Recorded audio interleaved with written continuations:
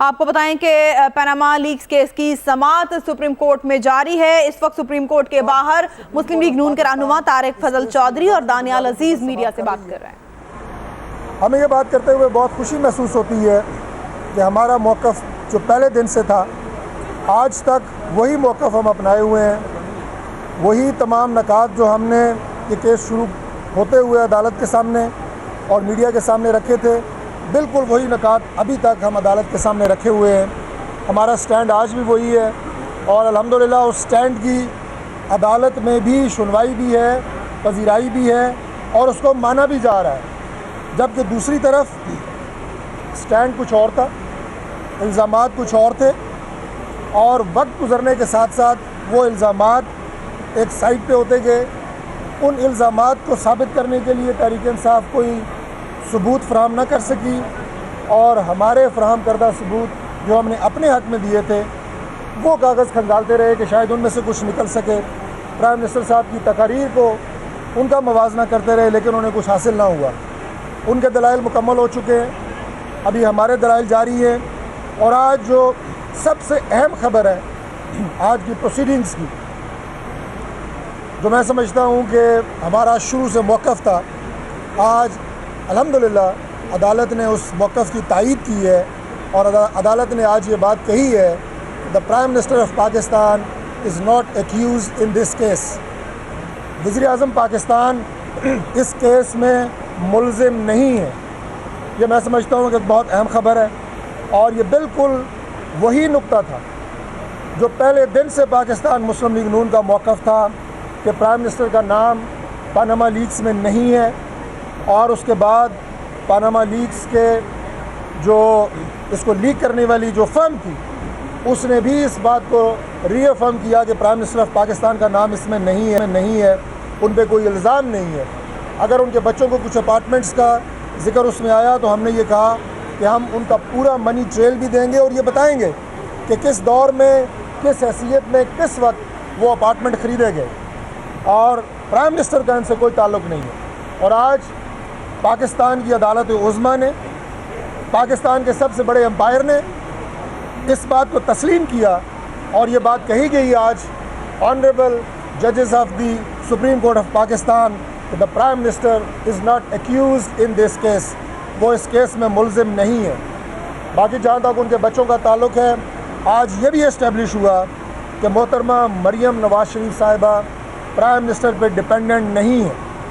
ہماری کچھ سوشل، کچھ معاشرے کی کچھ روایات ہوتی ہیں، بچیوں کو، بیٹیوں کو تحفے دینا، تحائف دینا، یہ ہمارے معاشرے کی اعلیٰ ترین اقدار ہیں۔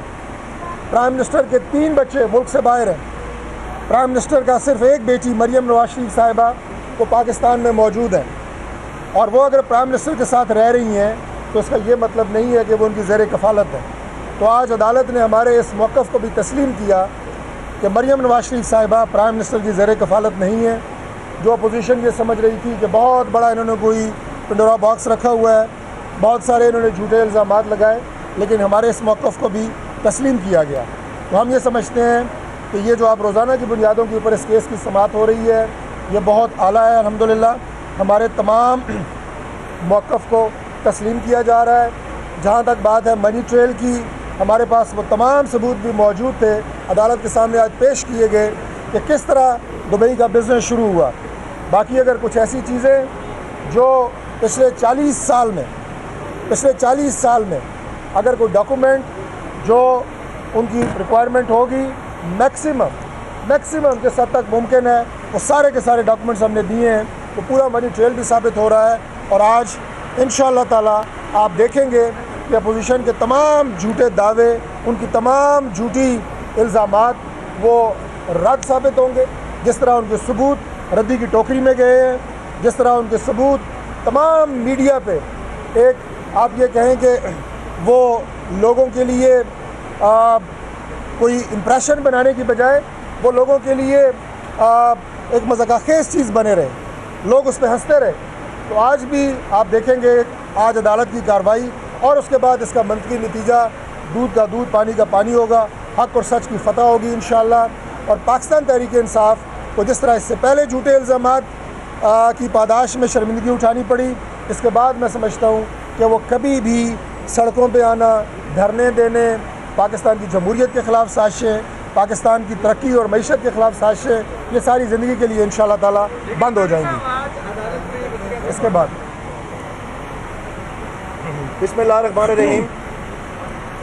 جیسے کہ ڈاکٹر طارق فضل صاحب نے آپ کو بتایا، اس بات کو مزید آگے بڑھاتے ہوئے آج ایک اور بہت ہی اہم بات ہوئی ہے عدالت میں، وہ یہ کہ جب 1997 میں 1997 میں وزیر اعظم صاحب پرائم منسٹر بنے تو اس کے بعد ایک کیس چلا جس میں پرائم منسٹر صاحب باقاعدہ اپنے تمام کاروباری ذمہ داریوں سے دستبردار ہو گئے۔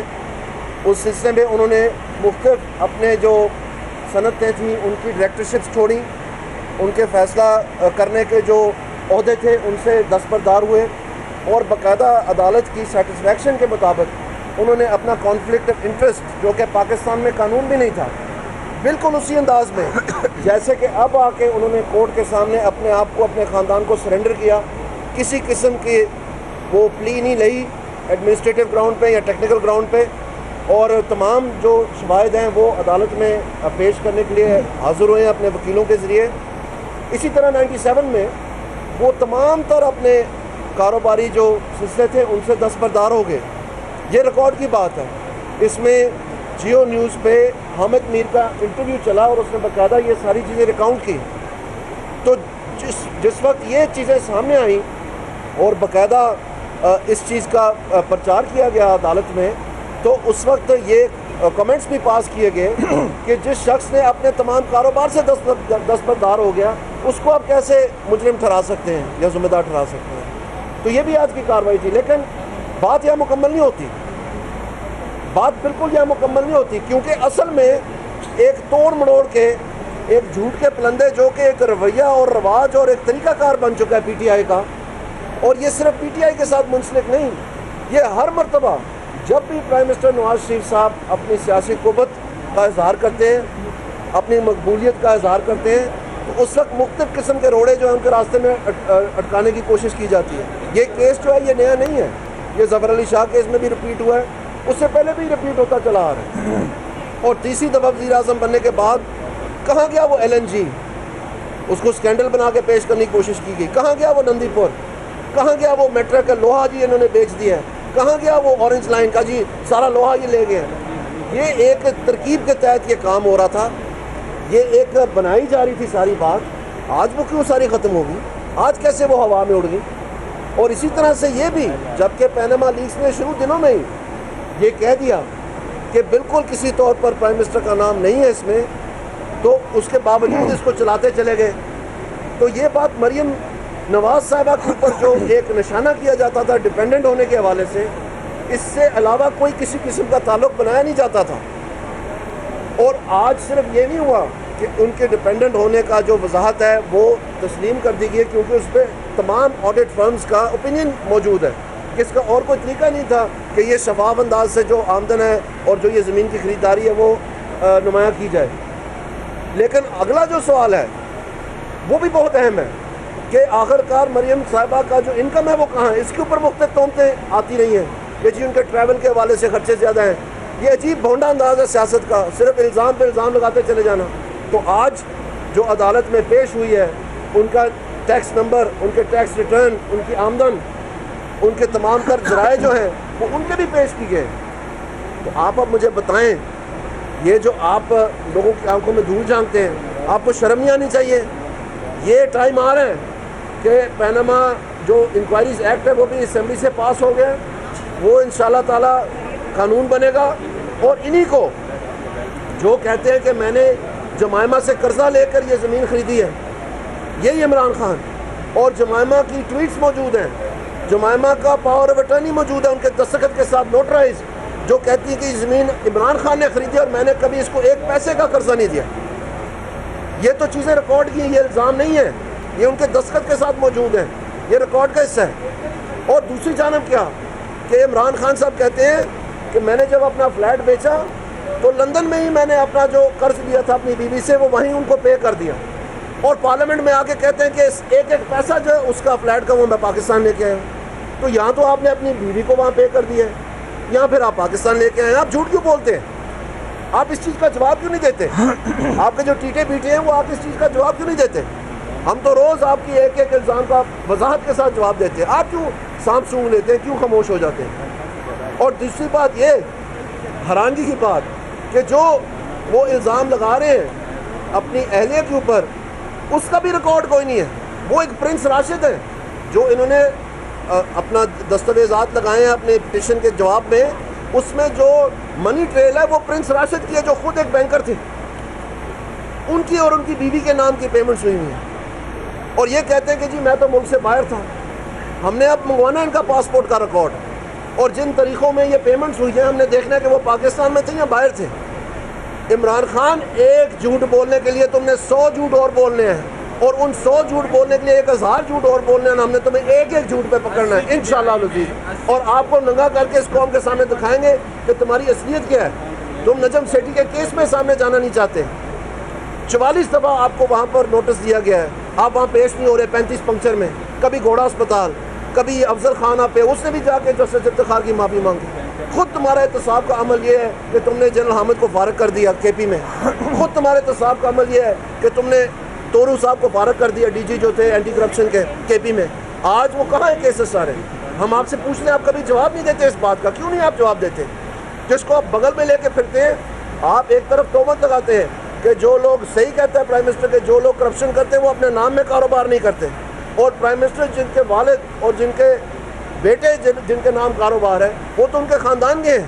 اور جس کو تم بغل میں لے کے پھرتے ہو وہ تو اپنے کک اور اپنے مالی کے ذریعے اربوں روپے کا کاروبار کر کے مان بھی چکے ہیں کہ میں نے غلط منافع کمایا, اور اس میں انہوں نے سزا کے لیے 1.5 کروڑ روپیہ میکسیمم جرمانہ بھی جمع کروایا. اور تم کس منہ سے کہتے ہو؟ تم اپنے گربان میں جھانک کے دیکھو, تمہیں شرم نہیں آتی؟ تمہیں سوچنا چاہیے کہ تم کس ڈگڈگی پہ کیا کر رہے ہو, یہ سوچنا چاہیے تمہیں.